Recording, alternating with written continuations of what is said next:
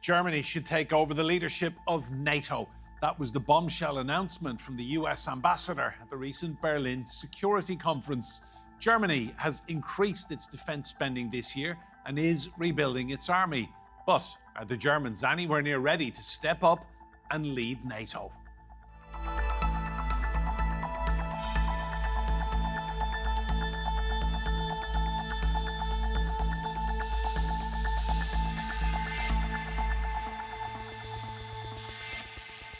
Hello and welcome to Roundtable. I'm Enda Brady. Now, America wants Germany to take over command of NATO's forces in Europe. The position of Supreme Allied Commander Europe, or SACEUR, has always been held by a US four-star general. Now it appears the Trump administration is prepared to relinquish the role and hand it to Germany. Germany is pushing to have the biggest military in Europe, with increased spending and a new conscription bill. It is now being positioned to take over NATO's top European command for the first time. At the Berlin Security Conference earlier this month, the US ambassador to NATO, Matthew Whitaker, floated the dramatic idea, which visibly surprised the other panelists on stage. It's a role that has always been held by a US general. In the 70 years of NATO, there have been 21 supreme commanders, from Dwight D Eisenhower to incumbent General Alexus Grynkewich, from different military branches, but all American. The suggestion reflects another example of President Donald Trump's America First approach, and his desire for Europe to take a more central role in their own defense. While Germany's NATO representative cautioned that the command is deeply tied to US strategy, Chancellor Friedrich Merz's vision for a renewed Bundeswehr could be placing Germany as a frontrunner for the command. The federal government will in the future provide all the financial resources that the Bundeswehr needs to conventionally become the strongest army in Europe. This is no less than appropriate for the most populous and economically strongest country in Europe. For now, it remains a proposal, one that NATO hasn't seriously considered, but it's a sign of how much the security landscape is shifting. If NATO does break the 70-year tradition and the US gets to choose its successor, should Germany be the one to take over, or should it be opened up to all members of the alliance? Well, let's bring in our guests on this one. Joining us from Brussels, we have Shea. He is a former Deputy Assistant Secretary General of NATO. In Johnstown, Pennsylvania, in the United States, we have Michael Ryan. He is Deputy Assistant Secretary of Defense for European and NATO policy. And joining us from Panama, we have Torsten Heinrich, who is a German military historian. You're all very welcome to this roundtable. Jamie, to you first of all, I'm reminded of the old joke that NATO was created to keep the Russians out, the Americans in, and the Germans down. This is quite the turnaround. It is indeed, absolutely. Germans to the front these days, and Germany to take on a bigger role and greater responsibility. That's what not only the United States, but NATO as a whole is looking to at the moment. Because, of course, Enda, and as we all know, if NATO is going back to the primary task of collective defense, which means essentially facing up to Russia along its eastern borders, then Germany is critical. It's critical because you need Germany to provide that big land army, like it did in the Cold War. That's going to be the mainstay of your collective land defense. You need Germany also to be the country in the middle, which provides the logistics, the supply chains, the bases to get those troops across Europe and the equipment quickly to the Baltic states or Poland, which is where they need to be. But thirdly, Germany being Europe's major economic power, you need the Germans to step up when it comes to defense spending as well, meet those NATO targets, not, if you like, be behind, but be the locomotive there. But not only coming up with all of those euros, but coming up with concrete plans to convert those euros into the things that Germany needs for the modernization of its armed forces, like aircraft, like tanks, like fighting vehicles, long-range missiles, and basically convert that cash into those kind of capabilities quickly. So, yeah, the current situation in Europe means that Germany has a bigger role if it wants and is minded to play that role, as I think everybody, not just President Trump, but everybody in NATO now expects. Mike, were you surprised when you heard about this development? Well, I was slightly surprised, Edna, but the announcement said it was an aspiration, and the aspiration is exactly as Jamie described it. But the practical reality is that the SACEUR, the Supreme Allied Commander Europe, is one of the most complex commands in the world. You have to command at scope and scale across the depth and breadth of Europe. And you command Army, Navy, Air Force, Marines, and Coast Guardsmen in operational combat. To do that, you need to have extensive experience commanding at that level. And the only country in which you can command at that level, because of the size of the United States Armed Forces, is the United States. And so it's not a political appointee, it's a merit-based promotion.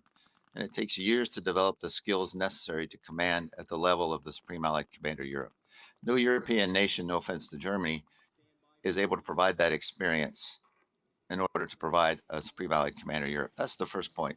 The second point is the U.S. contribution to NATO's defense is through U.S. European Command. And the coordination between U.S. European Command and the Supreme Headquarters Allied Powers Europe is really the key to success. The NATO deterrent is built on a nuclear capability, and those nuclear weapons come from the United States, the United Kingdom, and France.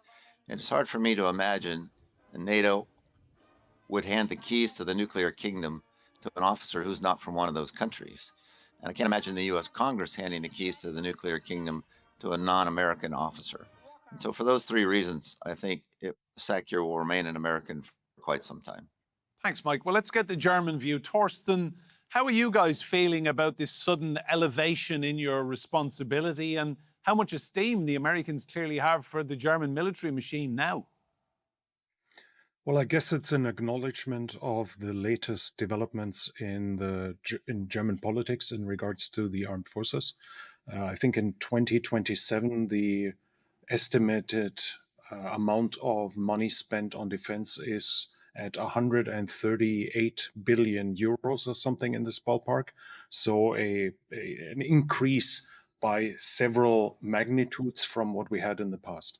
But I would agree to the prior speakers that while it is an acknowledgement, the command ability is clearly not available in the same amount as the German armed forces so far are significantly smaller than what a US commander might command. And at the same time, while it could be seen as a compliment, at the same time, it's clearly a sign of disengagement. You cannot be the supreme commander if you don't have significant forces of your own nation there. So this would allow the US to disengage further. And it was already mentioned in nuclear terms, it makes sense to have an American there who is the one to command the nuclear forces as well, to be the one to give orders for tactical nuclear strikes. While it might look like a compliment, while it might even be meant as a compliment, it is probably not a great choice for Europe, and is probably not a great choice for the deterrence, as the likelihood of a usage of nuclear weapons in a time where it's actually needed will decrease, and the time spent until the order is given, again, in a circumstance where a usage of nuclear weapons is necessary, the time will increase due to that. So, yeah, it's a compliment, but probably one that is not appreciated too much once you understand what the US commander there, which role he actually plays. Thanks, Torsten. Jamie, how do you think the British will be feeling all these decades in NATO, and suddenly the Americans are saying that Germany should be leading in Europe? Well, first of all, I think they'll be reassured because President Trump recently did replace the US Supreme Allied Commander Europe, the brilliant, if I can call him that, General Cavalli, who did so much to modernize NATO's defense plans, with another American, General Grynkewich, and he's there for a 4 or 5 year term. So I think, at least for the time being, that continuation of the US leading role at the top of NATO's military command structure does seem to be guaranteed, together, of course, with the US Admiral who leads the Sixth Fleet and NATO's Southern Command forces in the Mediterranean. And I think, the Brits, like the Germans and everybody else, will really welcome that decision because, as Mike knows from his former Pentagon life, there were some rumors in the Pentagon that they might be ready to give up that SACEUR role. But the fact that Trump, despite some of his criticisms of NATO, has been prepared to continue that is reassuring, because also now that we rely more on American reinforcements to come to Europe's defense in a crisis across the Atlantic, without having, like we had in the Cold War, the luxury of 300,000 American GIs permanently stationed in Germany and elsewhere, having that American in the Supreme Allied Command of Europe is essential to ensure that planning with what goes on in the United States. Even more important, those maritime lines of communication. And I would argue also, from my previous NATO experience, the Supreme Allied Command of Europe is often the voice of Europe in the United States, as much as that person is the voice of the United States to Europe. The SACEUR goes to the Congress. He tells the congressman that Europe is not being lazy, that the Europeans are spending more, they're doing more, they really are helping now to support the burdens. He puts a positive message over in a way that I think a European would find it more difficult to do. By the way, the British do have the deputy SACEUR role traditionally, so the Brits are well in that NATO command structure. And I think the Brits would sort of agree with the rest of the NATO Europe, the EU countries, that really the key task for the Germans is not to aspire to have a single command, but it's really to be much more present in roles of responsibility. For example, to give the Germans credit for what they're doing, they're turning their battalion in Lithuania into a brigade with a full brigade headquarters, the first NATO country, at least European NATO country, to do that. They've set up in Ulm in Germany a logistics command to deal with that transfer of logistics across Germany, which I described earlier. The NATO Air Command is at Kalkar in Germany. The NATO Space and Missile Defense Command is at Ramstein in Germany. And the Germans do have one of the significant regional commands, which is at Brunsum in the Netherlands, with Joint Forces Center there. So, let's see the full picture of what Germany contributes rather than one single position, no matter how important. And my sense, and the final thing, is that probably when Trump was coming up with this bright suggestion to have a German as SACEUR, what he really was saying behind that is he simply wants to see Germany do more in the alliance. But it's across the board that it matters, not by just having one job, no matter how prestigious or significant. Mike, should we read anything about America stepping back from leadership in Europe from this announcement? What's your take on that? Clearly, the priority in the Pentagon is China. China has been what we call the pacing challenge for quite some time. The new national security strategy and national defense strategy will be out soon. Many people think that the U.S. will switch to homeland defense in the Western Hemisphere as the priority. Hard to imagine, but it is possible. The thing that I always talk about, that Jamie and I have talked about at length, is the key to American strength is actually Europe. The transatlantic economy is the engine of the global economy, and the United States makes more money in Europe than anywhere else. So when it comes to a businessman as president and all of his contacts in the business world, it's clear to everyone that Europe is part of America's strength. The challenge in the United States is we also have a budget deficit that we're trying to deal with. So to increase U.S. military spending to the point where we can deal with China based on the various scenarios put forward and still maintain a significant presence in Europe to help our European allies deal with Russia is a huge challenge. And that's the challenge that's confronting Washington, confronting the Trump administration, and certainly confronting the Pentagon. So I think the effort here is, as Torsten and Jamie said, is to bring the Germans forward in a way that can provide really a backbone to the NATO alliance, so that what the United States can contribute to Europe in time of necessity will be sufficient. So it's really walking a tightrope here between what the United States feels it needs to do vis-a-vis China militarily, both in the South China Sea and Taiwan, and further afield in Asia, dealing with the budget deficit, but also maintaining our strong links with Europe because, as we say, that's where our bread's buttered. That's where we make all our money. Without the strong transatlantic bond, both Europe and the United States would be much worse off. And everybody knows that. Thanks, Mike. Torsten, to you, give us your reading of how prepared Germany is then to lead. We know you're spending a lot more money on defence. We know Germany is a very ambitious country in terms of building up its own military because your Chancellor has said as much. What's your reading of it? Well, as you said, the Chancellor declared Germany is aiming to have the strongest military of Europe, and the money for that is now being made available. The big question for Germany right now is still whether the personnel demands can be filled, but the option for forced conscription is back on the table, so that might be done as well. So Germany is basically now finally willing to do its part regarding the spending and regarding its share in the combined deterrence of NATO.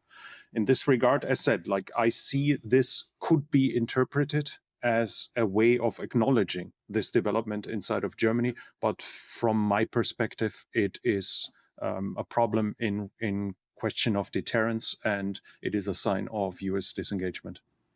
And Torsten, how does the average German feel seeing all this money spent on defence when we know your economy is not exactly what it was? There's a lot of concerns about the car manufacturing industry, growth. You know, Germany is not where it was maybe a decade, 15 years ago. Does the average German family really care that much that you could be taking over NATO in Europe? I don't think that matters too much, but this is my interpretation. Obviously, the far right and the far left are against it for their own reasons, mostly because they align more with Russia than with the Western values and the Western system. Recently, after the drone incursions into Poland, for the first time, a majority of Germans saw the real potential of a conflict with Russia. So this would probably justify then to a slight majority or to a majority of the Germans building up its own armed forces. But obviously there is dissent inside of the country with the things you mentioned, with the economic weakness that is witnessed, with the threat of military confrontation that some see in building up the armed forces. Some see it less as a deterrence than more as a provocation or a lead to a conflict. So Germany is surely divided about that, but that should be obvious with the amounts of money we're talking about. And as the majority of this, or the basically all of it, will come from new debt, and as the viewership will probably know,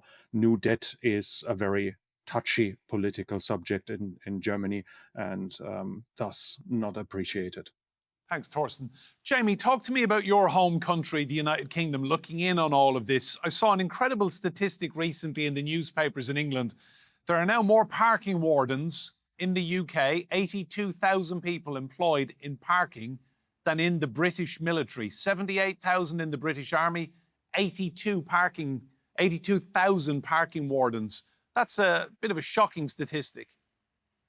Not if you're trying to find a parking space legally at your local supermarket, Enda. But joking aside, no, you're right. And indeed, at the moment in the UK, we're having a big debate as we try to figure out how we're going to sort of portion up the extra money, the NATO target of 5%, 3.5 on strictly military spending. Where's it going to go? And there's a big debate between the Air Force and the Navy to argue that Britain's traditional role is basically basically to guard the flanks of the alliance, to be a reserve force, to look after the maritime approaches, to have quick reaction, and the army that would like to big itself up to have at least double the size of the parking wardens and to play a serious role in Central Europe in terms of NATO's day-to-day defence. And there is a feeling in the UK that because all three forces are badly in need of re-equipment and modernisation, a lot of our equipment has been sent off to Ukraine, that we can't sort of, satisfy the needs of all three services at once. So where is the decision going to go?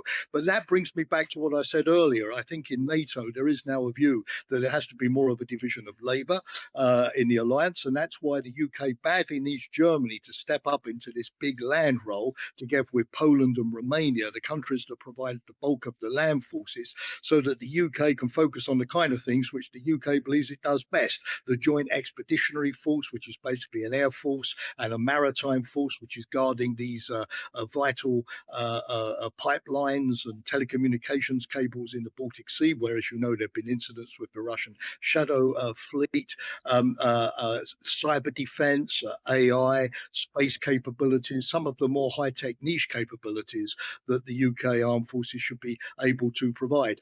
Meanwhile, the UK recognises fully the importance of re-engaging in Europe post-Brexit. I think this has been one of the foreign policy successes of the Labour government under Keir Starmer, and we have recently signed a security agreement with Germany, for example, to up the production of Eurofighter aircraft, where the UK and Germany are both buying more of these and also selling them to Turkey. That's very much a joint UK-German industrial enterprise. So the UK in the new NATO does see Germany as, I think, the key partner, and is trying, despite the Brexit imbroglio, to reach out to Germany and contribute and cooperate as much as it possibly can. Thank you, Jamie. Mike, just tell me where all of this leaves Turkey, a long-standing, deeply committed member of NATO with a very significant military presence and the numbers. How do the Americans see Turkey in NATO? I think Turkey can be whatever it wants to be in the NATO alliance, because, as you said, it has a very capable military and a very large military, as well as a defense industrial base that produces a lot of very valuable assets for the NATO alliance. As we all know, Turkey is in the southeast of Europe. It has a set of challenges with which it deals that keep it preoccupied. I think the advantages that Jamie outlined with respect to Germany within the NATO alliance put it ahead of Turkey at the present time. And also the experience of the Turkish military operating across the NATO alliance is not the same as that of Germany or the UK or even France. And therefore, while Turkey is a fantastic member of the NATO alliance and contributes quite a bit, it doesn't contribute to the overall NATO mission set in the same way that the nations of Central Europe, like Germany, are able to do, just because of their geographic location. So I think Turkey plays the role that it wants to play, and I'm not sure they would like to play this role of Supreme Allied Commander Europe. Thank you, Mike. Torsten, final point to you.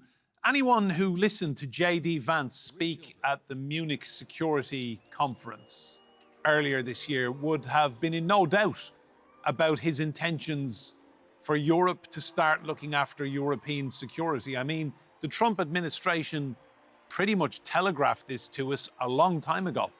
We can surely discuss a lot of policies from the Trump administration, but in this point, they are simply right. The fact that Europe is dependent on the US basically in almost everything in regards to Russia, while it has several times the population, several times the industrial capacity, several times the economy. It's like the US are sending their sons and their money to defend Europe, while Europe is generally capable of doing so itself. It's not like we are a poor continent. So that Europe should take a bigger role in the defense of Europe is not really outrageous. So in this regard, the development there fits in the necessity and in real world experiences. And the same thing in regards to the war in Ukraine. This is a war that is just a few hundred kilometers, or let's say 1,500 kilometers from Germany's border. So obviously the security challenges within Europe should be a big issue for Europe first before the Americans get involved. That doesn't mean the US should get disengaged. That doesn't mean that Europe should handle it without the United States. I think the alliance is a guarantor of peace inside of Europe for the past decades. I think the cultural similarities, our shared history and shared values are important and should be appreciated and should be thus NATO alliance is important and is of value to everyone, but Europe should take a bigger role, and it's good to see that it finally is going that way. Thanks, Torsten. Jamie, final point to you. You mentioned earlier on the appointment of an American general on a 4-year term. Is that the lifespan you see this, that the Germans will take over in 4 years' time? Is that the ambition? Well, Henry Kissinger, many years ago, Enda, and you probably came across this as you researched the show today, he made that proposal that the Americans should have the civilian job in NATO, the Secretary General role, which is currently occupied by the former Dutch Prime Minister Mark Rutte, and the Europeans should take over the Supreme Allied Commander role. I don't think that's necessarily a bad idea, but as Thorsten and Michael pointed out, number one, it works better with the Americans doing it, and as long as the Europeans can hang on to that American role and support for as long as we can, the most America we can have, that's always going to be the Rolls-Royce solution. But on the other hand, yes, maybe in 4 or 5 years, with all of the efforts that you see now in the European Union to have more common debt spending, more investments in defense, more EU programs. If you look today, the Europeans are doing a lot more for NATO's frontline collective defense in the Baltic states, in Poland, than they were during the Cold War. If this European taking over responsibility develops, maybe in 4 or 5 years, Europe will be ready. But it's not guaranteed. It may take a little bit longer. And it's best that America works with Europe on a gradual transition of responsibility in a coherent way as one winds up and the other winds down, rather than a sudden, announcement from the White House on Truth Social, presumably, overnight that suddenly, the Americans are abandoning NATO and pulling out of Europe. That would harm America if it were done in a shock, sudden way, just as much as it would undermine European security. Jamie, thank you. My thanks also to Mike in Pennsylvania and Torsten in Panama. Thank you all. Remember, you can see more discussion and debate on our YouTube channel. Just search for Roundtable TRT World. For now, from me, Enda Brady, and all the team here, goodbye, and thank you for watching.